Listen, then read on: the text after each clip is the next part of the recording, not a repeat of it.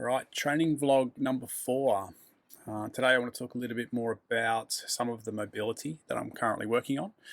I have 2 days in the week where I'm focusing on handstands and mobility training. And mobility is some of the biggest limitations I have in terms of progressing with my gymnastics. I have a pretty good foundation of strength and seem to progress pretty well with my strength training. But mobility is something that requires a lot more focus and a lot more time, and I haven't spent enough time on it in the past. So now I'm trying to dedicate more time to it because I can see that it's limiting my progress and where I want to go with my gymnastics goals. So I have 2 days of the week where I'm doing handstands and middle splits is day 1, and handstands and pancake is day 2 in terms of those training days. And now let's be honest, stretching can be quite boring, so I'm trying to figure out ways to make it a bit more exciting in terms of those sessions. So exploring different exercises, different methods of stretching, and also combining it with handstand training, which is giving me 3 days a week that I'm on my hands, which is obviously helping to progress with my handstand.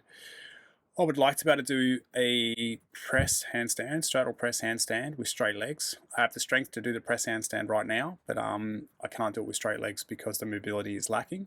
I would also like to work up to stalder press, which is obviously a long-term goal, and I need to continue to work on the mobility to achieve that.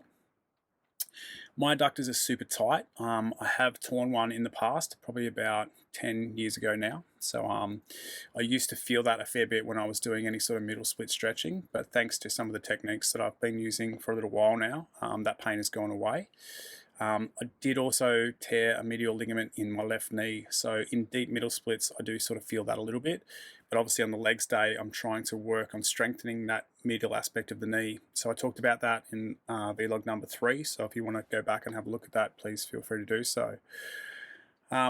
Let's talk about the adductors for a little bit. So the adductor muscles are used to obviously adduct the hip, so bring the legs together. They're used to flex the hip, but they'll also pull the hip into a slight anterior pelvic tilt, okay? And it has been suggested that the adductors could also work as internal and external rotators of the thigh. But the research is not conclusive on this at the moment. It's just suggested. So, yeah, it's just something to consider maybe. So when we flip this around and we think about what tight adductors are going to do, the tight adductors are going to limit hip abduction, so that's obviously opening of the legs, which I need for the pancake, the middle splits, straddle handstand, press handstand, all of these things.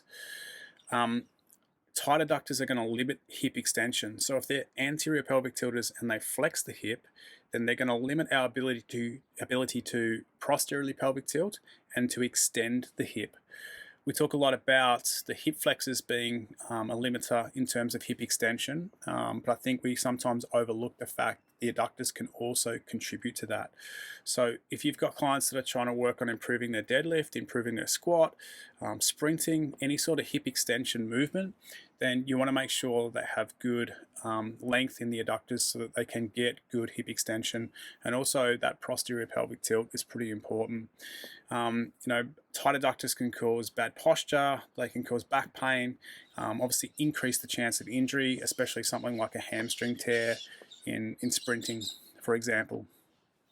In terms of the gymnastics, obviously we want to be able to have a good posterior pelvic tilt for that hollow body shape. We often use this in a nice straight handstand, but we don't have to have a hollow body shape in our handstand. We can obviously move into lots of different shapes. It might look good, but it's not necessarily a requirement for a handstand.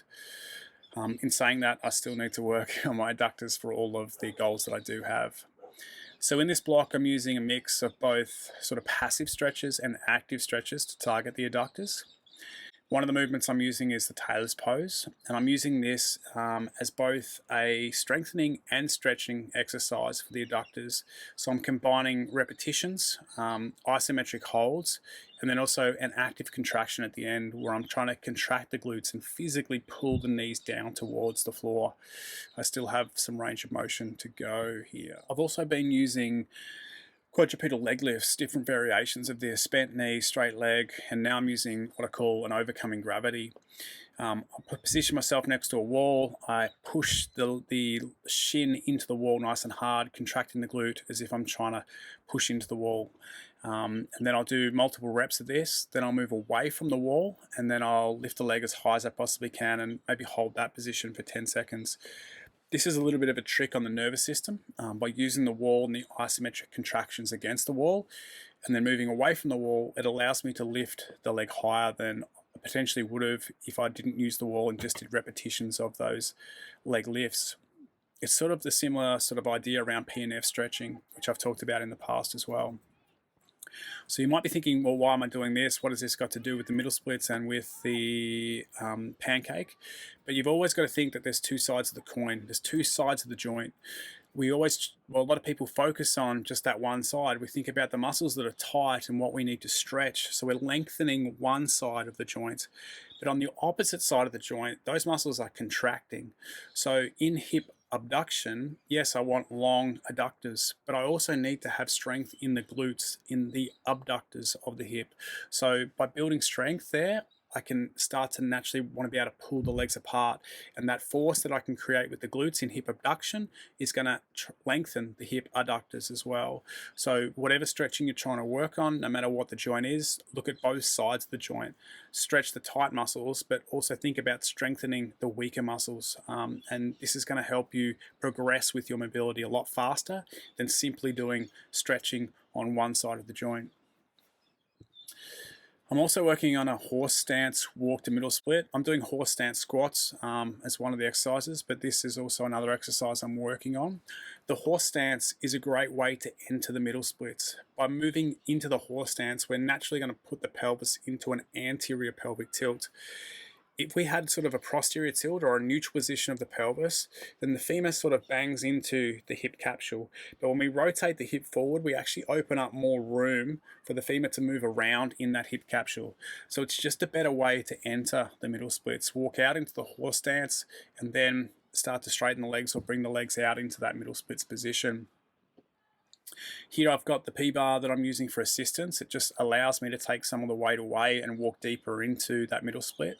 I usually walk out and hold for around about 5 seconds and complete multiple reps of that. So it's just building strength through that range as I'm starting to walk out, which is going to help me when I do take the P-bar away and don't have the assistance. And then on the final rep, I'm just walking out and I'm just going to hold sort of a passive stretch there, around about 20 to 30 seconds. And then I use the P-bar as a great way to assist myself out of that stretch. Holding in that position for a long time is going to fatigue some of those muscles, and it's just good to have some assistance there to make sure that you're not going to injure yourself.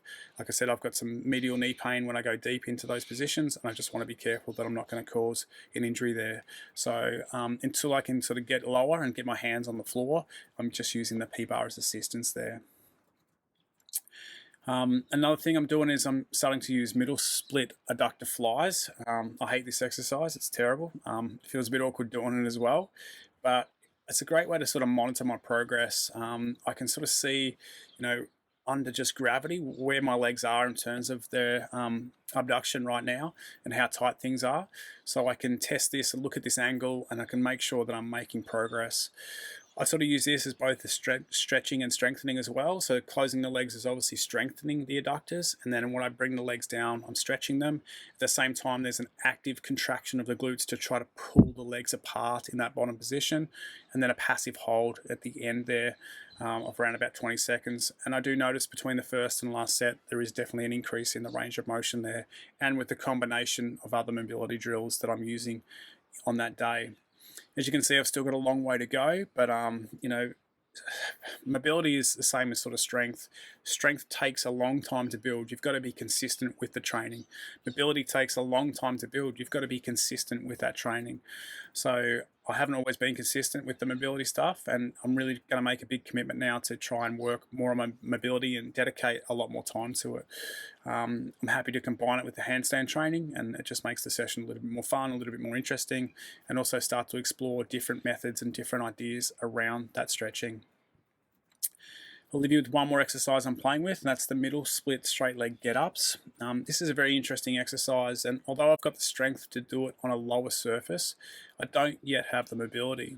And we can often start to rush this. We want to get progress, and we think, okay, I can go lower, so I should go lower. Lower is better, apparently. But the idea is when I go lower, I start to round the back I'm moving out of that anterior pelvic tilt, and I'm moving away from the position that I want in the middle splits.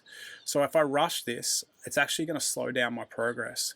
So it was nice to test it and be able to see that I'm losing the position there, but then I had to put the elevation back up and make sure that I was maintaining that anterior pelvic tilt.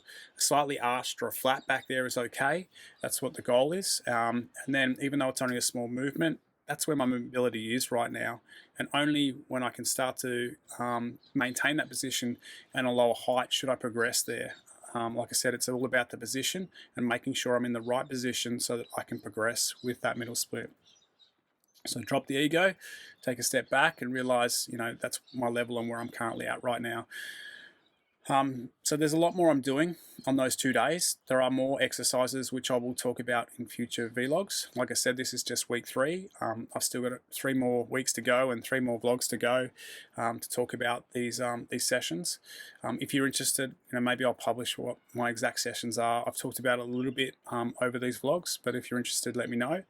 I hope you found this useful. If you've got any questions or comments, please feel free to add them below the YouTube video, and I'll get back to you. Until next time, happy training.